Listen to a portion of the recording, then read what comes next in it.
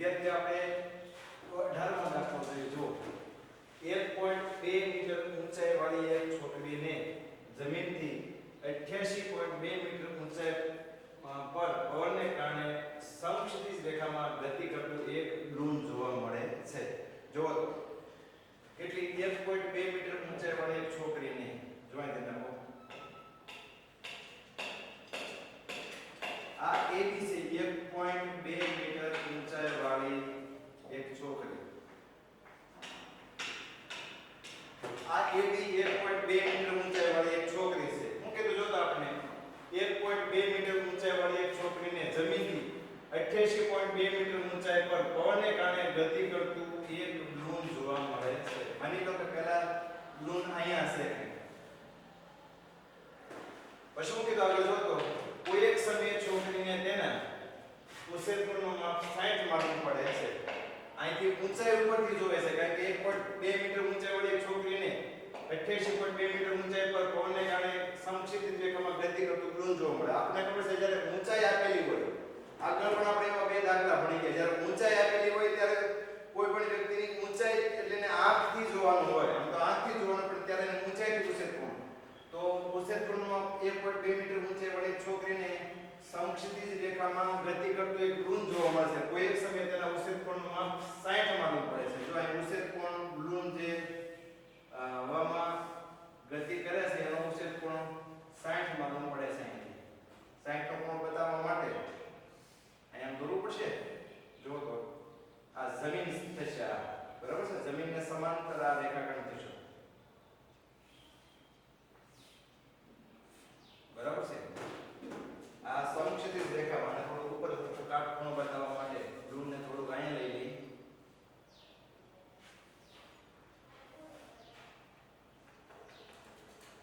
માની લો કે પહેલા બલૂન આ સી જગ્યાએ છે ત્યારે કેટલા અંશનો ખૂણો કીધો આપણે 60 અંશનો ખૂણો બનાવે છે. જો તો રકમને બરોબર સમજો. બહુ મજાનો દાખલો છે. ઉછેરકોણનો છેલ્લો દાખલો છે. અહીં આપણે ઉછેરકોણના દાખલા પૂરા થઈ જાય. હવે બાકી થોડાક 5 કે 6 દાખલા જે બાકી વધ્યા ઉછેરકોણના છે એ આપણે પછી જોશું. તો હું કીધું 1.2 મીટર ઊંચાઈ વાળી એક છોકરીને જમીનથી 88.2 મીટર ઊંચાઈ પર પવનને કારણે સમક્ષિતિજ રેખામાં ગતિ કરતું એક બલૂન જોવા મળે છે. બરાબર છે. સમક્ષિતિજ રેખામાં એટલે અહીંયા અહીંથી 1.2 મીટર ઊંચાઈ વાળી છોકરી અહીંથી જોવે છે આંખથી અને બલૂનના ઉછેરકોણનું માપ 60 માનવું પડે છે. અને બલૂન આપણે કીધું સમક્ષિતિજ રેખામાં ગતિ કરે એટલે આમ સીધું ગતિ કરતું છે. બરાબર છે. થોડા સમય બાદ બલૂનના ઉછેરકોણનું માપ 30 થાય છે. હવે જમીનથી કેટલું કીધું 88.2 મીટર કીધું ને તો આટલી ઊંચાઈ શું થશે 88.2 મીટર ઊંચાઈ થાય ટોટલ. અહીંથી જો CD આ D લઈ લો અહીં લઈ લો E આ E તો આ CD છે ને 88.2 મીટર જમીનથી 88 બલૂનની ઊંચાઈ જમીનથી કેટલી તો આપણે કીધું છે જો 88.2 જમીનથી 88.2 મીટર ઊંચાઈ પર પવનને કારણે ગતિ કરતું બલૂન અહીંયા આપણે C જગ્યાએ પહોંચ્યું. થોડા સમય બાદ બલૂનના ઉછેરકોણનું માપ 30 થાય છે. થોડા સમય બાદ એટલે અહીંયા તો તે 60 નો થયો. અહીંયા માની લો આવશે કે 30 નો ઉછેરકોણ થાય. જો અહીંયા આવે તો જો કઈ રીતે અહીં થશે 30 નો કોણ આ આખો 60 નો છે અને એટલો થશે 30 અંશ. અહીંયા ઉતારે એટલે જમીનથી તો ઊંચાઈ તો હરકી જ રહેશે. સમક્ષિતિજ રેખામાં ગતિ કરે છે એટલે ઊંચાઈ હરકી જ રહેશે. એટલે આ રીતે આકૃતિ થશે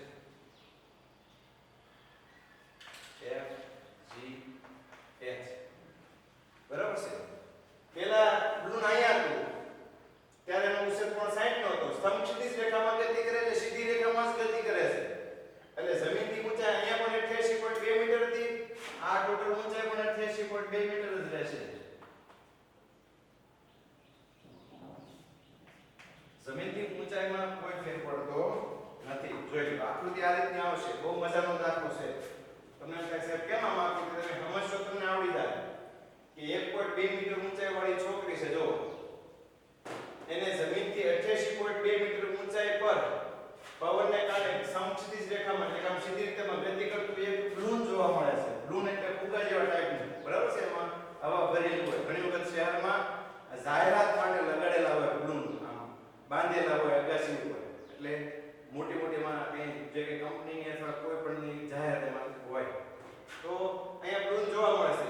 બરાબર છે. પહેલા 60 અંશ કોણ હોય તો સમક્ષિતિજ રેખામાં કેટલી કરે સીધી રેખામાં પછી 63 નો ખૂણો થાય ત્યારે ગતિ તો સીધી રેખામાં જ કરે એટલે જમીનથી એની ઊંચાઈ હરખી જ રહેશે અહીંયા 88.2 મીટર હતું જ્યારે ઉછેદ કોણ 60 નો હતો ત્યારે એની ઊંચાઈ 88.2 મીટર હતી જમીનથી પછી ઉછેદ કોણ 30 નો થાય ત્યારે ઊંચાઈ તો હરખી જ રહેશે 88.2 મીટર તો આ સમય દરમિયાન બ્રુને કાપેલું અંતર કયા સમય દરમિયાન કે ભાઈ બ્રુનનો ઉછેદ કોણ પહેલા 60 નો હતો એમાંથી 30 નો થયો ઉછેદ કોણ એ સમય દરમિયાન એટલે અહીંથી અહીંયા પહોંચ્યું સીધી s ની જગ્યાએ એ સમય દરમિયાન બ્રુને કાપેલું અંતર એટલે કાપેલું અંતર શોધવાનું છે એટલે eg કયો કે ch કયો બે હરખું થાય એટલે આપણે એટલું અંતર શોધવાનું છે eg આ 1.2 મીટર ઊંચાઈ વાળી છોકરી છે અહીં કેટલે લખાવો અહીં ab બરાબર 1.2 મીટર છોકરીની ઊંચાઈ પછી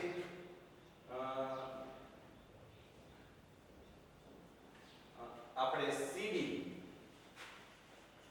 cd આ તમે cd કયો કે hf કયો બ્લૂનની ક્યાંથી ઊંચાઈ બ્લૂનની જમીનથી ઊંચાઈ બ્લૂનની જમીનથી ઊંચાઈ બરાબર કેટલા દીધા આપણને 88.2 મીટર બરાબર ને જો તો આ તમે આ cd કયો કે hf કયો એ બ્લૂનની જમીનથી ઊંચાઈ 88.2 મીટર હવે જો હવે આપણે તો એટલાની જરૂર પડશે કે કાટકોણ ત્રિકોણ આપણે કેટલા બને જો DEC એક આ બનશે બરાબર છે 60 ના ખૂણા આખો જે 60 નો ખૂણો છે એના માટે પછી કાટકોણ ત્રિકોણ BGH બે બનશે હવે એમાં આપણે તો કેટલી ઊંચાઈની જરૂર પડશે C કયો કે GS કયો તેથી C બરાબર GS તમે આ C કયો કે GS કયો એ કઈ રીતે મળશે તો કે 88.2 મીટર માંથી છોકરીની ઊંચાઈ બાદ કરી દો 1.2 મીટર તો કેટલા મળશે 88 મીટર ખ્યાલ પડે જો તો કારણ કે આપણે તો કાટકોણ ત્રિકોણ પેલો BEC એમાં 60 નો ખૂણો બીજો કાટકોણ ત્રિકોણ BGH એમાં 21 નો ખૂણો તો આપણે તો એટલી ઊંચાઈની જરૂર પડશે C અને HF SG બરાબર છે આપણે લખ્યું C બરાબર GH બરાબર 87 મીટર લખ્યું હવે ખૂણા લખી નાખો ખૂણો CEB તો ખૂણો CEB બરાબર ખૂણો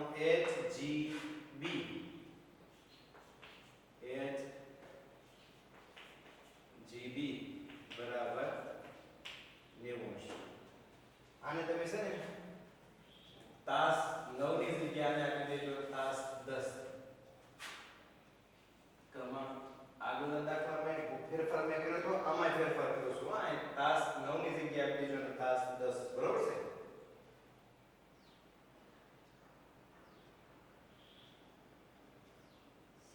જો તો ભૂલ પડી છે C બરાબર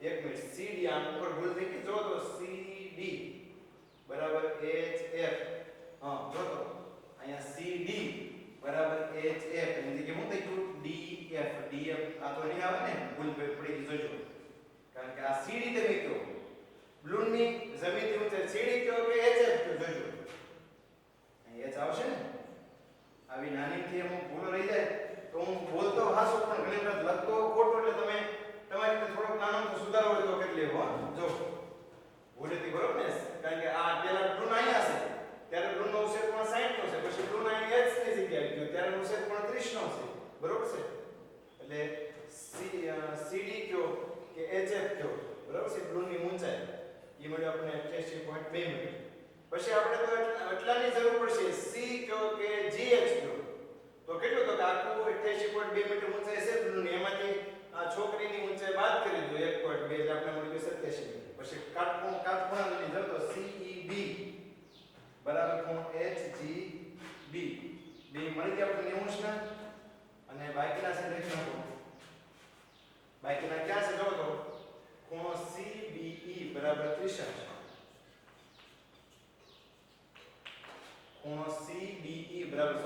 60 નો અને અહીંયા ખૂણો HBG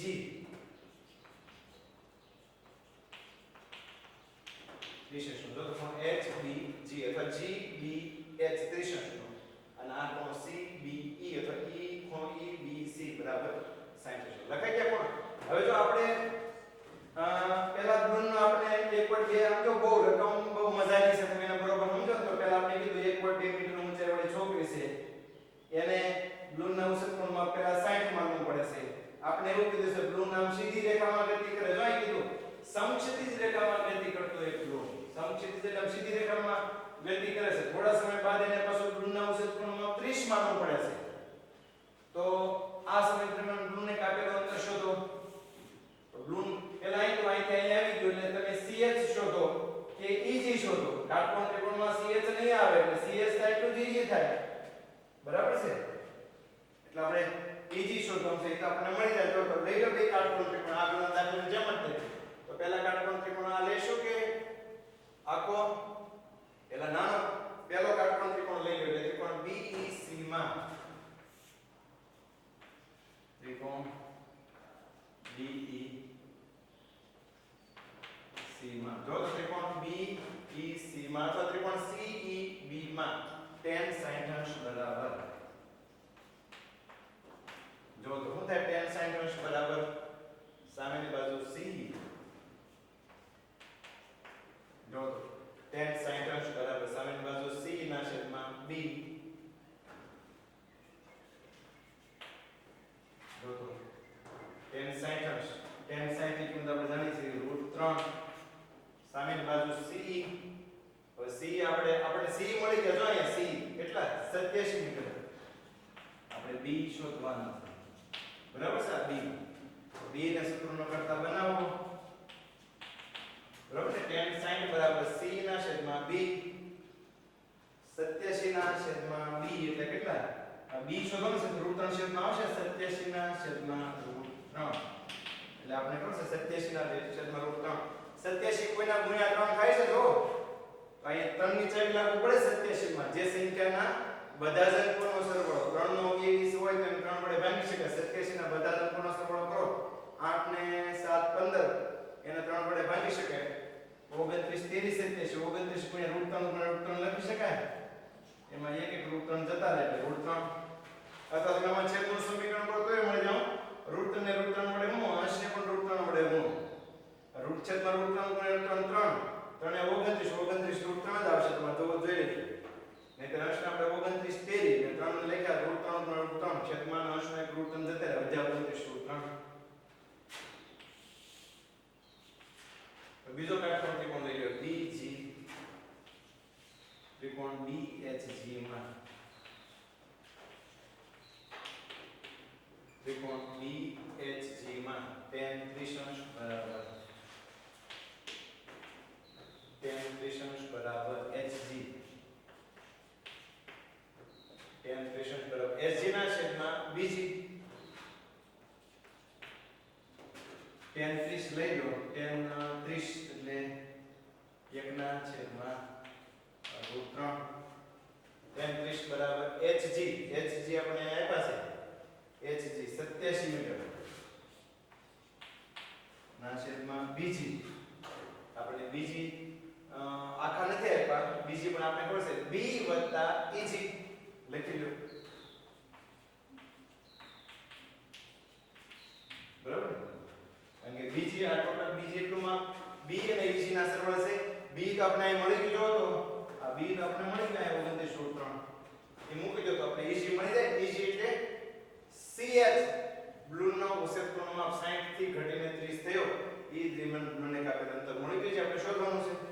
લઈ લો જો તો 1 ના છેદમાં √3 87 ના છેદમાં B જોઈ B આપણે મળી ગયું 29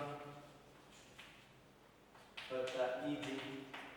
હવે EG આપણે શોધવાનું છે કે બલૂનના ઉછેરકોણનો માપ 60 થી ઘટીને 30 થયું. એ દરમિયાન બલૂનને કાપેલ અંતર તમે CH કહો કે EG તો EG મળે ECH. કારણ કે એટલું જ અંતર અહીંયા હતું બલૂન પેલા ઉછેરકોણ 60 નો હતો ત્યારે ઉછેરકોણ 30 નો હતો ત્યારે અહીંયા પહોંચી ગયું. તો એટલું કાપેલું અંતર તમે CH કહો કે ઈજી જો ઈજી મળી જાય આપણે ઈજી સિવાય બધું આપણે આમાં મળી તો જો તો હું કશું આમાં બોલો કે રીતે તો આ ગુણ નાખો 29√3 વત્તા ઈજી એ ગુણાઈ ગયું 87√3 જો તો હવે ઈજી શોધો ઈજી બરાબર 87√3 માંથી 29√3 બાદ કરો 87√3 માઈનસ 29√3 87√3 માંથી 29√3 બાદ કરો તો કેટલા આવશે બોલો કરો બાદ બાકી જો સજાતી પદો છે પાછળ √3 સમાન છે 10 ને 7 17 માંથી 9 જાય તો 8 7 માંથી 2 જાય તો 5 58√3 આવશે જોઈ લો રૂટ સમાન છે એટલે સજાતી પદો થઈ ગયા એટલે આ બાદ બાકી થાય છે કે 27 માંથી 29 બાદ તો 58 હમણાં મેં ખબર પડી 29 તો 58 29 √3 58 ગુણ્યા આ તો જવાબ આવે ચોપડીમાં આ જવાબ આપ્યો 58√3 મીટર કે ભાઈ બ્લૂના ઉછેરનું માપ 60 થી ઘટીને 30 થાય બરાબર છે તે દરમિયાન બ્લૂને કાપેલું અંતર CH બરાબર 58√3 મીટર પણ આપણે √3 ની કિંમત મૂકી દઈએ 1.73 બોલો ગુણાકાર કરો 58 ગુણ્યા 1.73 બોલો કેટલો આવે છે જવાબ 58 નો 173 નો ગુણાકાર કરીને આપણે જોવા તો 173 ગુણ્યા 58 5 15 5 દી 5 35 ને 133 ચોકડો દી 3 3 8 24 નો ચોકડો દી 2 8 તો 56 ને 2 58 નો દી 5 8 1 8 ને 5 13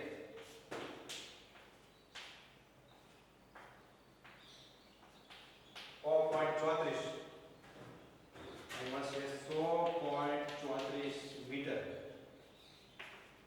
ઈજી ઈજી એટલે શું છું બ્લૂના ઉછેરકોણનું માપ બરાબર છે 60 થી ઘટીને 30 થયું એ દરમિયાન બ્લૂને કાપેલું અંતર કેટલું 58√3 મીટર તમે લખો કે 100.34 મીટર લખો બે હરખું થાય જો તો છે બહુ મજાનો દાખલો છે ખાલી આકૃતિ દોરતા શીખી દો મેં તમને જો અહીંયા આપણે ઉછેરકોણના દાખલા પૂરા થઈ ગયા હવે 5 દાખલા કંઈક ઉછેરકોણના છે 5 કે 6 એ હું તમને આગળના 3 વિડિયો લેક્ચરમાં ભણાવીશ બરાબર છે ફરી વખત જોઈ લો આપણે એમ કીધું કે ભાઈ એક બ્લૂન છે 1.2 મીટર ઊંચાઈવાળી છોકરી છે એને જમીનથી 88 અહીંથી આ જમીન છે બરાબર ને આ જમીન છે જમીનથી 88.2 મીટર ઊંચાઈ પર એ ગતિ કરતી અહીંયા બ્લૂન જોવા મળે છે સમક્ષિતિજ રેખામાં સીધી રેખામાં ગતિ કરતો બ્લૂન જોવા મળે છે કોઈ એક સમયે છોકરીને તેના ઉછેરકોણનો માહિતી અને પહેલા ઉછેરકોણનો 60 મળે બ્લૂન નજીક છે એટલે સીધી જ વાત છે આમ તમે ઊંચાઈ ઉપર જોવો આમ નજીક હોય આપણે બ્લૂનો ઉછેરકોણ વધારે મળશે પછી આમ આગળ જશે એટલે ઉછેરકોણ કેવો થાય ઓટોમેટિક ઘટશે એટલે પહેલા અહીંયા તો ઉછેરકોણ 60 પછી અહીંથી સીધી આપણે કીધું સમક્ષિતિજ રેખામાં સીધી રેખામાં જ ગતિ કરે અહીંયા પહોંચ્યો ત્યારે ઉછેરકોણ 30 નો માલુમ પડે છે તો આ સમય દરમિયાન બ્લૂને કાપેલું અંતર એટલે કે ઉછેરકોણ 60 થી ઘટીને 30 થયો એ સમય દરમિયાન